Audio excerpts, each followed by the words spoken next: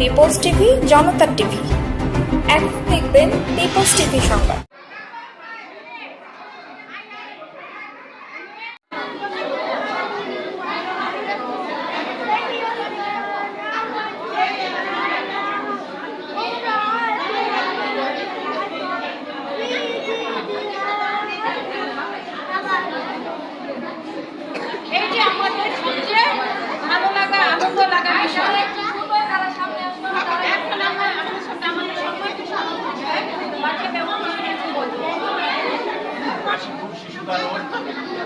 কাশীপুর ইউনিয়নের মধ্যে এই ঐতিহ্যবাহী কাশীপুর ইউনিয়ন শিক্ষা, সামাজিক, রাজনৈতিক, ক্রীড়াঙ্গন এবং খেলাধুলা সব কিছুতে ছিল কাশীপুর এক সময়ের প্রাণকেন্দ্র। নারায়ণগঞ্জ জেলার মধ্যে বাংলাদেশের অন্যতম হচ্ছে সাঁতার স্থান কাশীপুর।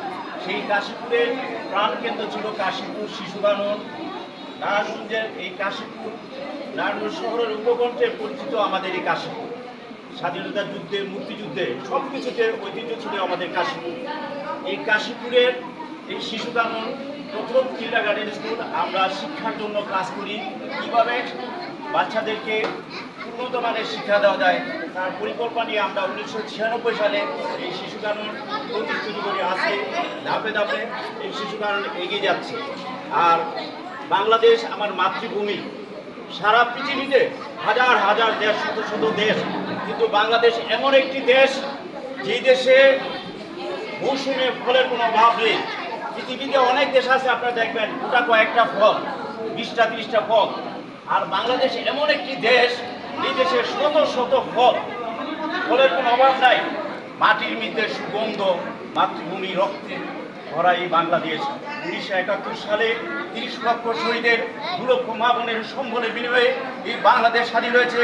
আপনারা যারা কারা শিশু কাননে পড়াচ্ছেন আপনাদের সন্তানকে, আমি মা বাবাদেরকে উদ্দেশ্য করবো, গার্জেনকে উদ্দেশ্য করে বলবো, আপনাদের এই স্কুলের যারা শিক্ষিত, যারা শিক্ষা দিচ্ছেন, আমি শিক্ষকদেরকে বলবো আপনারা এই বাচ্চাদেরকে এমনভাবে শিক্ষায় শিক্ষিত করেন।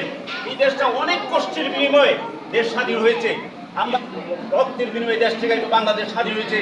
এই দেশটাকে কিভাবে আমরা নিজের দেশের অবস্থান থেকে এগিয়ে নিয়ে যাবো সেই দিকে লক্ষ্য রেখে আমরা যেন শিক্ষায় শিক্ষিত করি। এই শিশু কানন একদিন আমার দৃঢ় বিশ্বাস এই বাচ্চারা এই দেশের বড় বড় দেশের যে দায়িত্ব আছে ওনারা পালন করবে।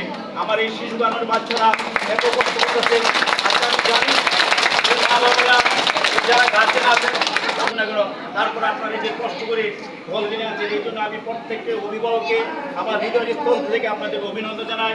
আমাদের অধ্যক্ষ সুলতানা পারভীন স্বপ্না আপ্রাণ চেষ্টা করছে স্কুলটাকে আপনারা কেউ এই স্কুলটাকে আপনার প্রত্যেকটা অভিভাবকের কাছে আমার অনুরোধ, এই স্কুল আপনারা মনে করবেন আপনার নিজের স্কুল। আপনার সন্তান, এই প্রত্যেকটা সন্তান আমি মনে করি আমার সন্তান, ওরা যদি শিক্ষায় শিক্ষিত হয়, মানুষের মতো মানুষ হয়, তবে আমরা এই দেশে স্কুলের সভাপতি হয়েছি। স্কুলটাকে আমরা নিজের জন্য না, কোনো অর্থনৈতিক লাভের জন্য না, শুধু মানুষের মতো মানুষ যেন হতে পারে। এই যে সকল সাংবাদিক বাইরে আছেন, আমার অভিভাবক মা বোন আছেন, সকলের সুস্বাস্থ্য এবং দীর্ঘায়ু কামনা করি। আমি আমার সংক্ষিপ্ত বক্তব্য শেষ করি। আসসালামু আলাইকুম ওয়া রাহমাতুল্লাহ।